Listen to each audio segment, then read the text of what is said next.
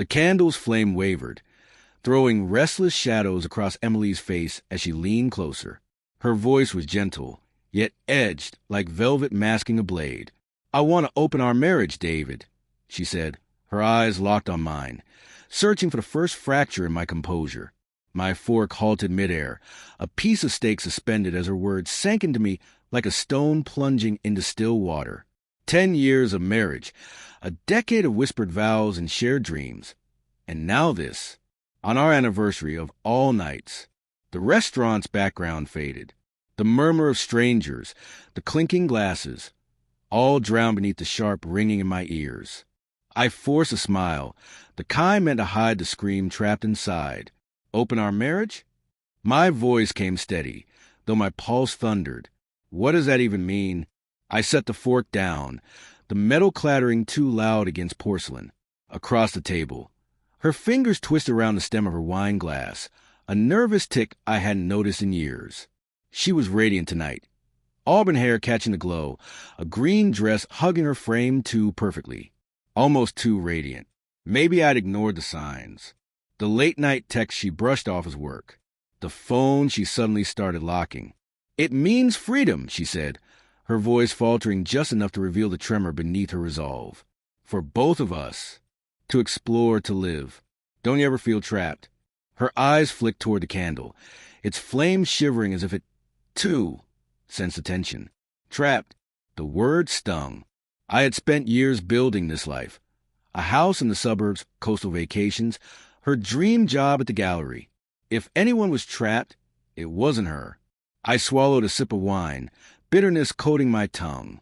Is this about us, or is there someone else? The question escaped before I could stop it, raw and unguarded.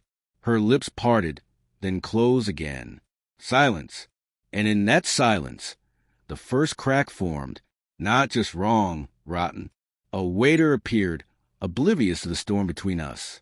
"Everything all right?" he asked, smile too polished. I waved him away, my gaze fixed on Emily. She stared at her plate, still turning the glass between her fingers. My mind flashed back to when we first met, at a friend's art show. How she'd laughed so easily, her hand brushing mine as we argued over abstract pieces. That Emily felt like a ghost now, replaced by the stranger before me. "Let's talk about this at home," she whispered. But I couldn't wait. The restaurant, with its dim lights and velvet curtains, felt like a stage I refused to keep performing on. "No," I said, my voice low but weighted with 10 years of trust balancing on the edge. "Tell me now. Who is he?" Her eyes lifted, and for a fleeting moment I caught it, guilt or maybe fear. "There's no one," she said, but her voice cracked, betraying her. I'd seen the signs. The bathroom she lingered in. The faint cologne on her scarf that wasn't mine. The way she pulled back when I reached for her. I told myself it was stress, her promotion, anything but this. Denial is a powerful drug.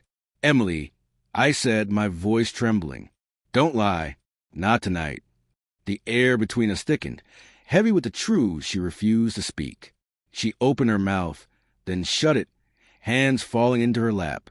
The room grew stifling, the walls pressing closer. I leaned forward, my words a whisper. "I found the emails." Her face went pale, color draining like water from a cracked vase. I hadn't meant to say it, not yet, but months of suspicion spilled out. 2 weeks earlier, I borrowed her laptop for my schedule. I found them in a folder marked work. Emails to someone named Alex. Affection woven between lines. Plans made. Meet me at the cafe. I can't stop thinking about last night.